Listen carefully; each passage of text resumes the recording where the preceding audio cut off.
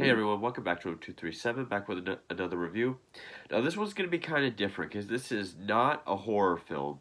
It it certainly is a thriller, but not a horror film. But I have done films kind of like this. But then again, not really. It'll make sense in a minute. I've done crime films before, which next to horror, the crime genre, crime drama, crime thriller, is my second favorite. Now, I've really only done mafia films because that's really what I mean when I say that. This doesn't really go that route, but it's still a crime thriller. And also, if you follow my channel, you will know that I am a huge fan of A24. That's just what I have so far. I got a ton more coming. Uh, you know, absolute favorite company for modern horror films. But after watching this film, I want to see more like it, and I'm convinced that they are just my favorite company for modern films altogether, regardless of genre. Now, I've already gone through their entire catalog, and I marked all their horror films and all their thrillers or dramas that really stood out to me. And this is the first one that I'm getting to, and it's one that I put off for a while because it'll be obvious when I say what it is. But this is just further proof as to why I love A24. This is what shows me that, hey, I gotta check out stuff outside of horror. And why 2019 was just such a stellar year for film. And it's filmed by the Safdie brothers, and that is Uncut Gems. Which there was like an $8 just bare bones DVD, but if there's a Criterion, I'm gonna pick up the Criterion. And of course, it looks absolutely gorgeous. Comes with this very nice, uh, thick booklet that's kind of like a catalog for the jewelry store, but also just stuff about the film. And and yes, the main reason why I did not check this out sooner is because I am not, and not since I was probably 11 or 12, been a fan of Adam Sandler. Now, I will say right off the bat, this is not an Adam Sandler movie. By that, I mean this is not one that he wrote, starred in, really made himself. This just happens to be a well-made movie by filmmakers that happens to star Adam Sandler. This would go into that category of like Punch Drunk Love, which is a Paul Thomas Anderson film, which I love. There Will Be Blood, really like Boogie Nights, and I was so, just like the rest of the world, so blown away by Adam Sandler in this that I would really be interested in checking out Punch Drunk Love. Now, yes, to me, there are worse comedies. There are the Freeberg Seltzer spoofs that ruin spoofs. There's the direct-to-video National Lampoon films. But beyond that, that's how much I dislike Adam Sandler. And that's why, like, I knew this wasn't going to be a comedy. I knew this wasn't an Adam Sandler film when it first came out. I just, for whatever reason, just being such not a fan of his, it kind of clouded my judgment. And I actually didn't even know it was A24 when I first saw it, or when I first heard of it. But, yeah, Adam Sandler is flawless in this. And, yeah, I still don't like his comedies. I still cannot stand his comedies. This is the only Adam Sandler film I own. And for now, it's the only one I want to own until I see Punch Drunk Love. But, yeah. Written and directed by the Safdie brothers, who also did Good Time with Robert Pattinson, A24 film, which I will be getting, so that's one to look out for. And I guess the plot's kind of similar, but apart from the absolutely amazing, flawless Adam Sandler, which I did not think I would ever say,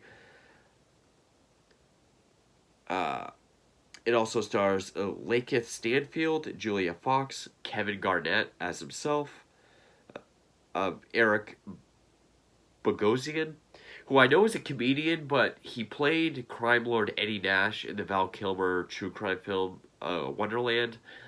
He's a good, intimidating type bad guy.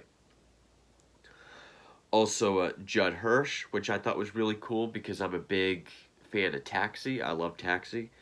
Getting appearance by The Weeknd and some other people. Um, yeah, this is. Oh, in the score. Well, the cinematography was done by Darius Kanji, who I guess did it all in a anamorphic lens. So and that really helps the feel, atmosphere, and tone of this film, which means that the camera's constantly moving, which just adds to the anxiety of the film. And the music was done by Daniel Lopatin, if I pronounce that correctly.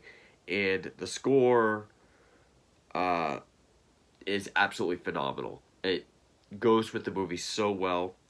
And I guess this was Sandler's first widely released film since Pixels, which I did not see. But actually, I think the last widely released film of his I saw was Jack and Jill, so there's that. But so right off the bat, one thing that really intrigued me, other than being A24, is that it was executively produced by Martin Scorsese, my favorite director. And this is one of the most non-Scorsese films that I've seen. I mean, it's up there with uh, American Hustle as just so it looks and feels so much like a Scorsese film, shot similar to a Scorsese film, characters like a Scorsese film, crime like a Scorsese film, and just brilliantly made and executed, just like American Hustle. And I gotta say, this is now tied with the number one spot for best film of 2019 for me. It was Parasite. There's still a lot I like about Parasite. Both gave me extreme anxiety, but I think this one had more of it. And yeah, Adam Sandler plays this guy, Howard Ratner. He runs this. Uh, he's a jeweler. He plays sort of the stereotypical Manhattan Jew jeweler, which he completely embodies. Who just the whole movie is just one horrible mistake after another, just one bad decision after another, or if something does go right, something horribly bad happens right after it. To just he takes one step forward, takes two steps back, and I mean he's addicted to gambling, mainly betting on basketball games. His wife hates him and wants a divorce. His girlfriend isn't very reliable. Uh, he's up to his neck in loan sharks and debts. And the real power of the movie is that this is not a guy we're supposed to be rooting for. I mean, he is a sleazy schmuck. He really is. But you can't help but feel bad for him, and you want something to go right for him. It it came out the same year as Joker, and I would say they're kind of similar in that also feels kind of like a Scorsese film. I mean, that's kind of like Taxi Driver, what this kind of is too. I mean, our flawed protagonist is in pretty much every scene of the film, and he really carries the entire thing. But Joker is sad and depressing because bad things keep happening to him. This is full of anxiety and frustration because this guy just brings everything upon himself. Just when he has everything sort of in place or better, he turns around and fucks it up. And you're literally sitting there just like stomping.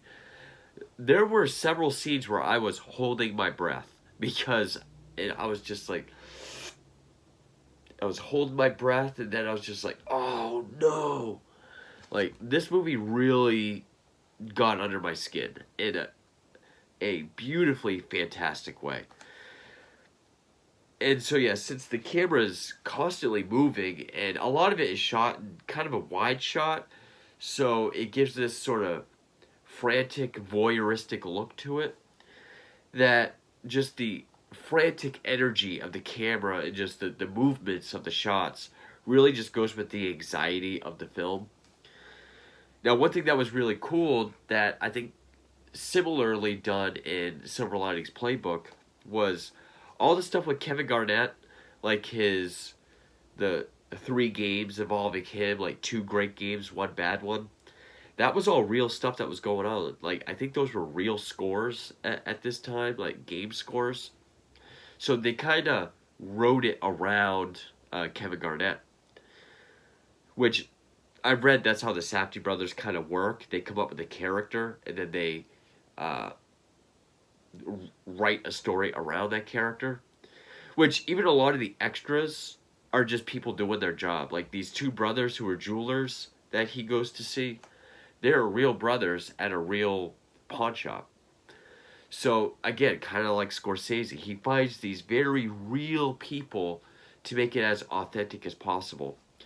But also that anamorphic lens gives it this really like gritty feeling to it. Like it looks like a crime film that would have come out, maybe in the early 80s, late 70s, early 80s, or maybe even that period of like early 90s. So I love the look of it. On a technical level, this movie's perfect. This is a masterfully crafted film. And really, even though we're focusing on Adam Sandler, and I'm not really going to get into the plot because there is a lot that goes on. And if you haven't seen this, you owe it to yourself to check this out. I mean, if you liked movies like Joker or, from what I've heard, A Good Time with Robert Pattinson, then you'll really dig this. I wonder if there's anyone out there who didn't like this because it's not a comedy. And Adam Sandler is dead serious. I mean, there are scenes like when he's walking through a crowd of people, he'll kind of riff a little bit. He'll be like, "Hi, how are you? Hi, good to see you. Oh, hey, you're a Jew again? Welcome back." He'll throw in little jokes, but there's something full of anxiety around all of that. So he's pretty much dead serious. Like, I have friends that don't like serious movies with Jim Carrey because he's not funny. To me, this is where Adam Sandler shines. This is where, you know, I bought him so much as Howard Ratner. I mean, he just completely embodied the role. And I loved watching him on screen. I never thought I'd say that about Adam Sandler. If someone told me before this movie came out that I'm going to see something that's going to make me, love watching him perform on screen and that he's going to be just a force to be reckoned with, I would have called you crazy. But this is that film. And yeah, there is that story where if he did get nominated for an Oscar, he was going to make the worst comedy ever. Therefore, we got Hubie Halloween. I didn't see it. I don't know how different it is from how, in terms of quality, how different it is from the rest of his comedies. But so basically, it's this guy who is just, he's not trying to solve there's not just one problem that he's trying to solve. The main problem is, okay, he's got this super rare opal that's come in. He's going to give it to auction. He thinks it's worth at least, $1 million. But he's just swamped by loan sharks. And anytime he pawns something or gets money, he just goes straight to a bookkeeper, places bets instead of paying off his debts.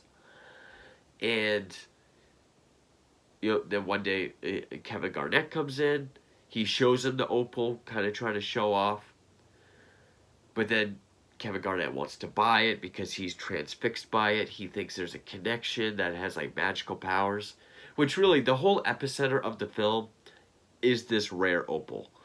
Because really, it's what's driving Adam Sandler. It's what's driving Kevin Garnett. and it's really what's pulling the entire plot. And Sandler looks at it as, even though it's this extremely rare stone that's incredibly hard to get, he said it took him 17 months to get. He sees dollar signs. Kevin Garnett sees, sees it get as like a sign, like a symbol, something that really speaks to him, and could possibly bring it, kind of like a really, really fancy good luck charm. And that's really the center of the film. That's the uncut gem, because it is straight out of the mind wall. And just, it's just like this spider web of just bad decisions. Like, he lets Kevin Garnett hold it for a day. As collateral, he gets his Celtics ring. He immediately goes and pawns it so that he can go put the pawn money on a bet. But one of his biggest debts is to his brother-in-law, played by Eric Bogosian. And very few good things happen in this movie. But anytime it does,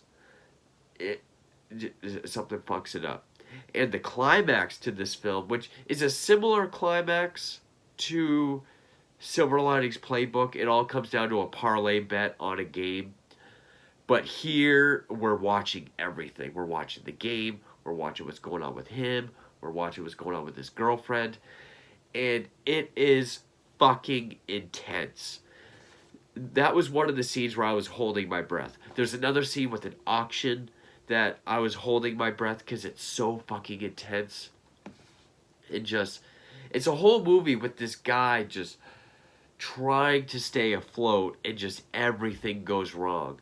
I mean, there's one scene where you just can't.